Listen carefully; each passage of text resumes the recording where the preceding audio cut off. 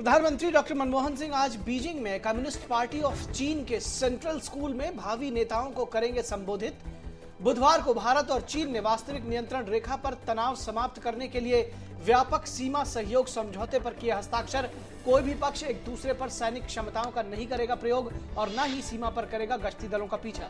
प्रधानमंत्री ने कहा, भारत और चीन परस्पर भागीदारी और मैत्री संबंधों को बनाएंगे मजबूत। दोनों देशों ने सीमा पार की नदियों के संबंध में सहयोग बढ़ाने सहित 8 अन्य समझौतों पर भी किए हस्ताक्षर। पाकिस्तानी सैनिकों ने किया अब तक का सबसे बड़ा संघर्ष विराम उल्लंघन। जम्मू जिले में अंतर्राष्ट्रीय सीमा की 50 चौकियों पर की गोलीबारी। बीएसएफ का एक जवान शहीद। गृह मंत्री सुशील कुमार शिंदे ने कहा, संघर्ष विराम उल्लंघन का देंगे माकूल जवाब। भारतीय जनता पार्टी ने दिल्ली विधानसभा चुनाव में डॉक्टर हर्षवर्धन को बनाया अपना उम्मीदवार। राजनाथ सिंह ने कहा, सर्वसम्मति से लिया गया फैसला।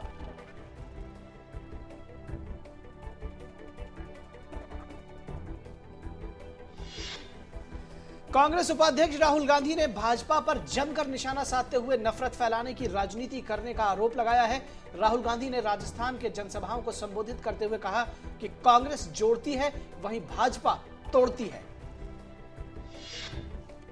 और इधर भाजपा ने राहुल गांधी द्वारा लगाए गए आरोपों को आधारहीन बताया है। पार्टी ने कहा है कि भ्रष्टाचार जैसे गंभीर मुद्दों पर सरकार घिरी है, इसीलिए उधर से ध्यान हटाने के लिए राहुल गांधी इस तरह के बयान दे रहे हैं।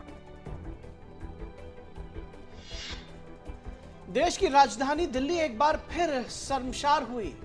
दिल्ली के सफदरजंग एन्क्लेव इलाके में एक 9वीं की छात्रा से पार्किंग में खड़ी कार में हुई गैंगरेप की वारदात। आरोपी की पहचान कर ली गई है, लेकिन अभी तक वो गिरफ्त में नहीं।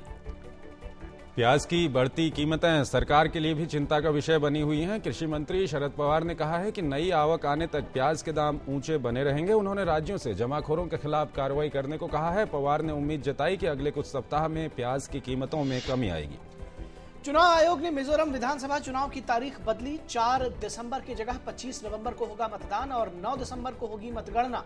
त्योहारों के मौसम को देखते हुए राजनीतिक दलों और सामाजिक धार्मिक संगठनों के अनुरोध पर किया गया ये फैसला।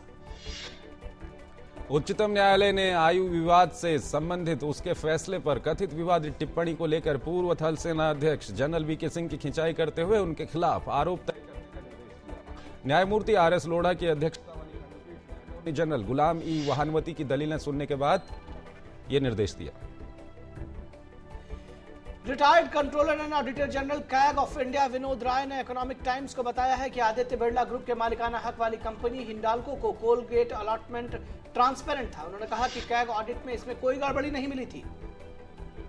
रक्षा मंत्रालय ने वीवीआईपी हेलीकॉप्टर सौदे में अनुबंध शर्तों के उल्लंघन मामले में आंग्ल इतालवी कंपनी ऑगस्टा वेस्टलैंड को कारण बताओ नोटिस जारी किया है। सौदे के तहत कंपनी को 3,600 करोड़ में वायुसेना को 12 हेलीकॉप्टर देने थे। दिल्ली हाईकोर्ट ने केंद्र सरकार से आम आदमी पार्टी के खातों की नई सिरे से जांच करने के लिए कहा है, ताकि पार्टी को मिले पैसे के स्रोत का पता चल सके। अरविंद केजरीवाल और पार्टी के दूसरे सदस्यों के खिलाफ गैर कानूनी तरीके से विदेशी धन लेने का एक मामला दर्ज किया गया था। पाकिस्तान के प्रधानमंत्री ने अमेरिकी राष्ट्रपति बराक ओबामा से अपनी मुलाकात में ड्रोन हमलों का मुद्दा उठाया है। शरीफ ने ओबामा से इन हमलों को खत्म करने की मांग की है।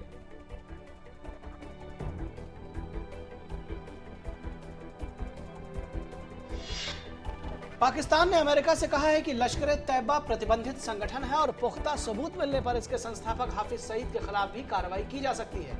अमेरिकी सदन की समिति और पाकिस्तानी प्रतिनिधिमंडल के बीच हुई बैठक के दौरान इस मामले में बात उठी थी। अमेरिकी राष्ट्रपति बराक ओबामा ने जर्मनी की चांसलर एंगेला मार्केल से फोन कर कहा कि उनकी सेल फोन पर की गई बातचीत को नहीं किया गया रिकॉर्ड और नहीं किए जाएंगे। इससे पहले जर्मनी की चांसलर एंगेला मार्केल ने अमेरिकी राष्ट्रपति बराक ओबामा को फोन कर उनके मोबाइल फोन की जासूसी करने पर नाराजगी जताई। अमेरिका के एक शीर्ष विश्वविद्यालय ने मलाला यूसुफजई के हाल में प्रकाशित संस्मरण आई एम मलाला को अपने पाठ्यक्रम में शामिल करने का फैसला किया है। पाकिस्तानी युवती दुनिया भर के लोगों के लिए एक प्रेरणा स्रोत बन गई है, जिसे देखते हुए विश्वविद्यालय ने ये फैसला किया है।